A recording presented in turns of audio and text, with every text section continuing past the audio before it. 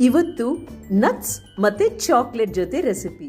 ಚಾಕೋ ನಟ್ಸ್ಗೆ ಬೇಕಾಗಿರುವಂಥ ಪದಾರ್ಥಗಳು ಲಿಸ್ಟ್ ನಿಮಗೋಸ್ಕರ.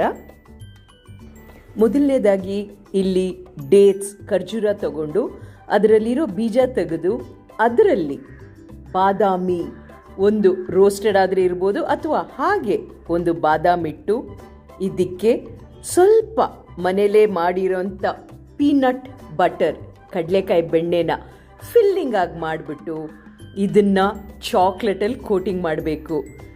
ಚಾಕ್ಲೇಟ್ನ ನಾವು ಡಬಲ್ ಬಾಯ್ಲಿಂಗಲ್ಲಿ ಮೆಲ್ಟ್ ಮಾಡ್ಕೋಬೇಕು, ಕರಗಿಸ್ಕೋಬೇಕು. ಇಲ್ಲಿ ನಾನು ಡಾರ್ಕ್ ಚಾಕ್ಲೇಟ್ ಯೂಸ್ ಮಾಡಿದ್ದೀನಿ. ನೀವು ಮನೇಲಿ ಯಾವುದೇ ಚಾಕ್ಲೇಟ್ ಬೇಕಾದರೂ ಬಳಸ್ಬೋದು. ಇದು ಕೇವಲ ಕೋಟಿಂಗ್ಗೆ ತುಂಬ ಚೆನ್ನಾಗಿರುತ್ತೆ.